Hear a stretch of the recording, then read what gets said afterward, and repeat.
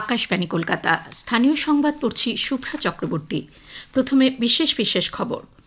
Supreme কোর্টের নির্দেশ ও নির্বাচন কমিশনের গাইডলাইন মেনে রাজ্যে এসআইআর পরবর্তী অসম্পূর্ণ চূড়ান্ত ভোটার তালিকা প্রকাশিত হয়েছে। এই তালিকায় নাম রয়েছে 6,44,00,000 বেশি ভোটদাতার।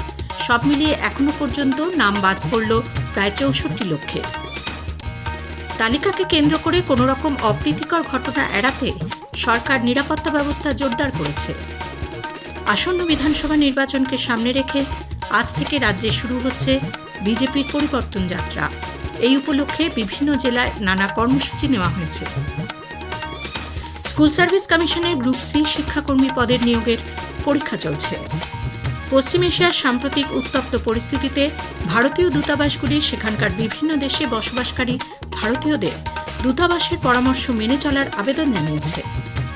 কলকাতার ইডেন গার্ডেন্সে আজ টি-20 ক্রিকেট বিশ্বকাপের সুপার 8 পর্বের গুরুত্বপূর্ণ ম্যাচে ভারত ওয়েস্ট ইন্ডিজের মুখোমুখি হচ্ছে। আসছে বিস্তারিত খবরে। সুপ্রিম কোর্টের নির্দেশ ও নির্বাচন কমিশনের গাইডলাইন মেনে রাজ্যে বিশেষ নিবিড় সংশোধনী এসআইআর পরবর্তী অসম্পূর্ণ চূড়ান্ত ভোটার তালিকা গতকাল প্রকাশিত হয়েছে। অসম্পূর্ণ এই চূড়ান্ত তালিকা অনুযায়ী মোট ভোটারের সংখ্যা দাঁড়িয়েছে 6,44,52,609। রাজ্যের মুখ্য নির্বাচনী আধিকারিক মনোজ কুমার আগরওয়াল জানিয়েছেন, খসড়া প্রকাশের সময় মোট ভোটার ছিলেন 7,08,16,630। বিশেষ নিবিড় সংশোধনী প্রক্রিয়ায় সংযোজন ও বিয়োজন মিলিয়ে চূড়ান্ত তালিকায় আরও 5,46,053 জনের নাম বাদ গেছে। খসড়া তালিকাতে 58,20,000-এর বেশি ভোটারের নাম আগেই বাদ পড়েছিল। ফলে সব মিলিয়ে এখনো পর্যন্ত 63,66,952 জনের নাম রাজ্যের ভোটার তালিকা থেকে বাদ গেল। মোট 60,06,675 জন ভোটারের নাম বিচারাধীন বা অ্যাডজুডিকেশনের আওতায় রয়েছে। এসআইআর প্রক্রিয়ায় নিযুক্ত বিচার বিভাগীয় আধিকারিকদের মাধ্যমে ওইসব ভোটারদের ভবিষ্যৎ নির্ধারিত হবে। মুখ্য নির্বাচনী আধিকারিক জানিয়েছেন, শুনানির পর ইআরও এইআরওরা সব নথি খতিয়ে দেখার পর সংশ্লিষ্ট ভোটারদের নাম বাদ দিয়েছেন। চূড়ান্ত তালিকা সংশ্লিষ্ট সব ভোট কেন্দ্রে টানানো হয়েছে এবং নির্বাচন নিবন্ধন আধিকারিক ও সহকারী আধিকারিকদের দপ্তরে জনসাধারণের জন্য তা রাখা হবে। স্বীকৃত রাজনৈতিক দলগুলিকেও কপি দেওয়া হবে বলে জানানো হয়েছে। এছাড়াও নির্বাচন কমিশন ও রাজ্যের মুখ্য নির্বাচনী আধিকারিকের দপ্তরের ওয়েবসাইট এবং ইসিআই নেট অ্যাপ থেকেও এপিক নম্বর দিয়ে ভোটাররা তালিকায় নিজেদের নাম দেখতে পারবেন। পশ্চিমবঙ্গে ত্রুটিমুক্ত ভোটার তালিকা নির্বাচন কমিশন তৈরি করতে পারবে বলে বিজেপি আশা প্রকাশ করেছে। দলের রাজ্য সভাপতি শ্রমিক ভট্টাচার্য গতকাল সাংবাদিকদের কাছে রাজ্যের পরিস্থিতি খতিয়ে দেখতে মুখ্য নির্বাচন কমিশনারের আসা উচিত বলে মন্তব্য করেন। আমরা আগেও বলেছি, নো এসআইআর নো ভোট। আমাদের যে ফর্ম 7 বাজেয়াপ্ত করা হয়েছে, বেআইনিভাবে পুলিশ যেগুলোকে তুলে নিয়ে গেছে, যেগুলোকে জ্বালিয়ে দেওয়া হয়েছে, যারা জমা দিতে পারেনি, অবরোধ করেছে তৃণমূল কংগ্রেস, সেই ফর্ম 7কে জমা নিতে হবে। শুধু আমরা কেন, তৃণমূল কংগ্রেসেরও যদি কেউ ফর্ম 7 জমা দিয়ে থাকে সেটাও শুনানি করতে। পশ্চিমবঙ্গের মানুষকে ত্রুটিমুক্ত, ভেজাল মুক্ত ভোটার লিস্ট উপহার দেওয়ার দায়িত্ব নির্বাচন কমিশনের। এটা তাদের দায়বদ্ধ এবং আশা করি সেটা তারা পালন করবেন। কিন্তু আবার বলি, জ্ঞানেশ কুমার সাহেবের পশ্চিমবঙ্গে আসার প্রয়োজন হয়। কিভাবে এসআইআর চলছে 12টি রাজ্যে এবং পশ্চিমবঙ্গের সঙ্গে সেগুলোর ব্যতিক্রম কোথায়, সেটা তাকে দেখতে হবে। এসআইআর এর পর ভোটার তালিকা যাতে যুক্তি, সত্য, ন্যায়ের ওপর ভিত্তি করে তৈরি হয় তার দাবি জানিয়েছেন কংগ্রেস নেতা Adhir Ranjan Chowdhury. Phobia, SIR phobia, তার থেকে বাংলা অন্তত মুক্ত হোক। আগামী দিনে এটাই আমরা চাইব এবং যেটা হবে সেটা যেন যুক্তি, সত্য, ন্যায়ের উপরে ভিত্তি করে হয়। নির্বাচন কমিশন, রাজ্য সরকার সকলের কাছে এটাই আমাদের দাবি। ভোটার তালিকা ত্রুটিমুক্ত হয়েছে কিনা তা নিয়ে সংশয়ের যথেষ্ট অবকাশ রয়েছে বলে প্রদেশ কংগ্রেস সভাপতি শুভঙ্কর সরকার মন্তব্য করেছেন। সময় নিয়ে এসআইআর করা হলে তা ত্রুটিমুক্তভাবে হতো বলেও তার অভিমত। রাজ্যে ভোটার তালিকায় বিশেষ নিবিড় সংশোধনী এসআইআর এর আওতায় অসম্পূর্ণ চূড়ান্ত ভোটার তালিকা প্রকাশের পর কোনো রকম অপ্রীতিকর ঘটনা এড়াতে সরকার নিরাপত্তা ব্যবস্থা জোরদার করেছে। মালদা, নদিয়া, কৃষ্ণনগর পুলিশ জেলা, মুর্শিদাবাদ পুলিশ জেলা এবং কোচবিহারে 4 জন বরিষ্ঠ আইপিএস আধিকারিককে নিযুক্ত করা হয়েছে। জেলাগুলির রাজনৈতিক উত্তেজনাপ্রবণ এলাকায় বাড়ানো হয়েছে নজরদারি। স্বরাষ্ট্র সচিব ও পুলিশের মহানির্দেশক সহ উচ্চপদস্থ আধিকারিকরা রাজ্য সচিবালয়, নবান্ন থেকে আইনশৃঙ্খলা পরিস্থিতির ওপর নজর রাখছেন। উত্তর ও দক্ষিণ 24 পরগনা, মুর্শিদাবাদ, নদিয়া এবং উত্তরবঙ্গের বিভিন্ন জেলায় বিশেষ সতর্কতা নেওয়া হয়েছে, মজুত রাখা হয়েছে অতিরিক্ত বাহিনী।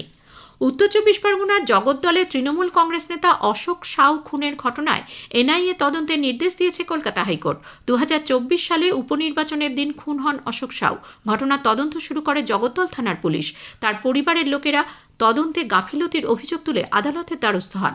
বিচারপতি শুভ্রা ঘোষ পুলিশি তদন্তে অসন্তুষ্ট হয়ে এনআইএকে তদন্তের দায়িত্ব দেন কাল। স্থানীয় সংবাদ শুনছেন আকাশবাণী কলকাতা কেন্দ্র থেকে।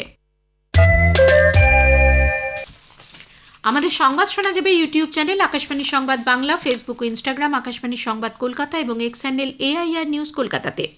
আসন্ন বিধানসভা নির্বাচনকে সামনে রেখে আজ থেকে রাজ্যে শুরু হচ্ছে বিজেপির পরিবর্তন যাত্রা। এই উপলক্ষে বিভিন্ন জেলায় নানা কর্মসূচি নেওয়া হয়েছে। পশ্চিম বর্ধমানের কুলটির চিনাকুড়ি মাঠে জনসভার আয়োজন করা হয়েছে। সেখানে উপস্থিত থাকবেন বিজেপি নেত্রী স্মৃতি ইরানি এবং কেন্দ্রীয় মন্ত্রী অন্নপূর্ণা দেবী। পশ্চিম মেদিনীপুরে গড়বেতা হাই স্কুল মাঠ থেকে এই যাত্রা শুরু হবে, চলবে আগামী 10 দিন। দলের সুসজ্জিত প্রচার রথ পশ্চিম মেদিনীপুর, ঝাড়গ্রাম এবং পূর্ব মেদিনীপুর জেলার বিভিন্ন পথ পরিক্রমা করবে। গড়বেতাতে সূচনা করবেন কেন্দ্রীয় শিক্ষামন্ত্রী ধর্মেন্দ্র প্রধান। উপস্থিত থাকবেন রাজ্য বিধানসভার বিরোধী দলনেতা শুভেন্দু অধিকারী সহ রাজ্য বিজেপির অন্যান্য নেতৃত্ব। কোচবিহারের রাসমেলা ময়দানে শুরু হচ্ছে বিজেপির পরিবর্তন যাত্রা আজ থেকেই। এই যাত্রার পাশাপাশি সভা করবেন বিজেপির সর্বভারতীয় সভাপতি নীতিন নবীন। আজ দুপুর 2:30 নাগাদ বাগডোগরা থেকে হেলিকপ্টারে কোচবিহার বিমানবন্দরে আসবেন তিনি। এই কর্মসূচিতে উপস্থিত থাকবেন রাজ্য বিজেপি সভাপতি সমীক ভট্টাচার্য এবং প্রাক্তন কেন্দ্রীয় প্রতিমন্ত্রী নিশীথ প্রামাণিক। কেন্দ্রীয় স্বরাষ্ট্রমন্ত্রী বর্ষিয়ান বিজেপি নেতা অমিত শাহ আজ রাজ্যে আসছেন। আগামীকাল তিনি দক্ষিণ চব্বিশ পরগনার রায়দিঘিতে পরিবর্তন যাত্রায় সভায় বক্তব্য রাখবেন। স্কুল সার্ভিস কমিশনের গ্রুপ সি শিক্ষাকর্মী নিয়োগের পরীক্ষা আজ। রাজ্য জুড়ে 1693টি কেন্দ্রে লিখিত পরীক্ষা বেলা 12টায় শুরু হয়েছে। 60 নম্বরের এই পরীক্ষা চলবে বেলা 1:50 পর্যন্ত। 2989টি শূন্য পদের জন্য 8,04,000 জন পরীক্ষায় বসার আবেদন জানান। উল্লেখ্য 2016 SSCর প্যানেল বাতিলের পর নতুন করে নিয়োগের নির্দেশ দেয় সুপ্রিম কোর্ট। ইতোমধ্যেই শিক্ষক নিয়োগের প্রক্রিয়া প্রায় চূড়ান্ত পর্যায়ে।